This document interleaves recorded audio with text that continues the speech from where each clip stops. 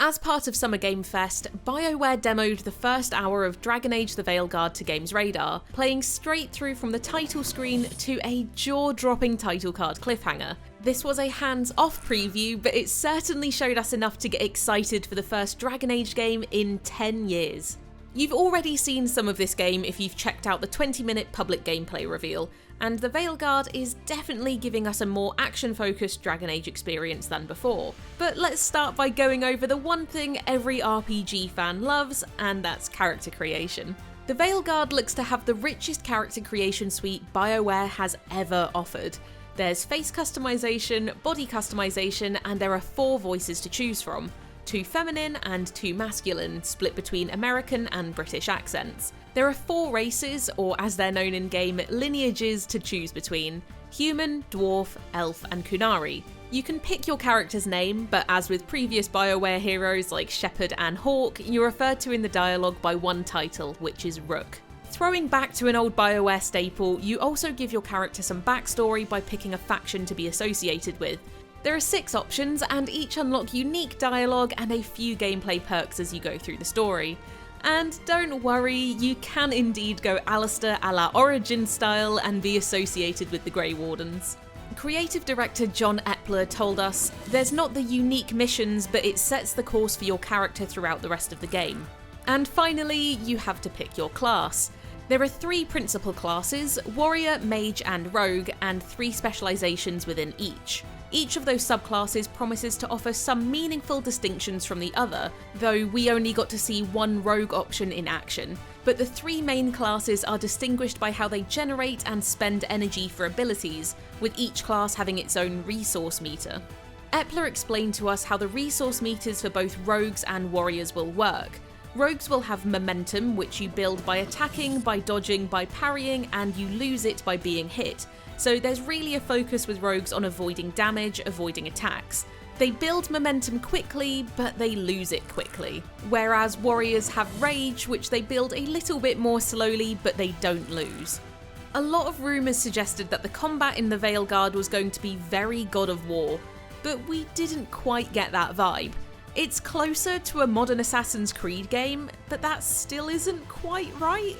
It's fluid, fast-paced, and is a natural evolution of the sort of strategic action combat BioWare's been building for years. You can cancel attacks, execute quick dodges, and build up combos. As seen in the gameplay reveal, it looks really slick and fun. Enemies might have elemental weaknesses or barriers and other defenses that are more vulnerable to specific types of abilities. You can also pause at any time in or out of combat to pop open a tactical combat menu, letting you pause the action to choose your abilities, see enemy weaknesses, and issue orders to your companions.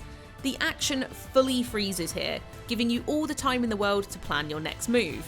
Don't worry, take your time, Varric can wait. He doesn't mind.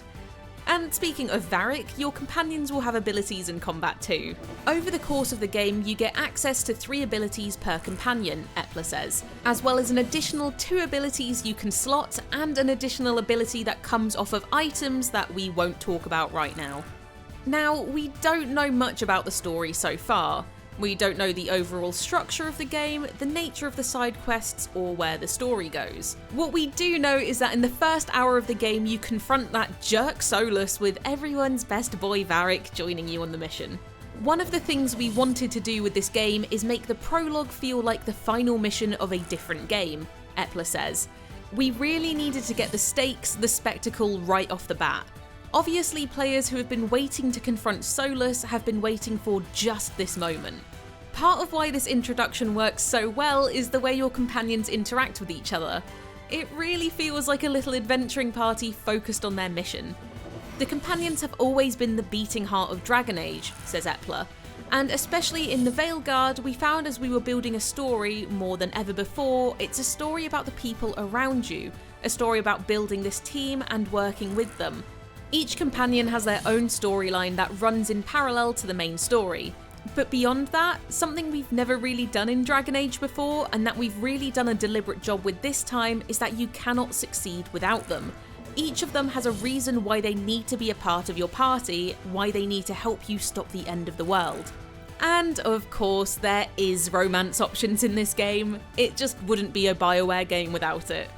There's still so much we don't know about the Veilguard, but it doesn't feel like it's suffering under the weight of all its baggage, even after all these years overshadowed by uneasy rumours. We'll just have to hold on and see what BioWare delivers when Dragon Age: The Veilguard launches for PC, PS5 and Xbox Series X in 2025.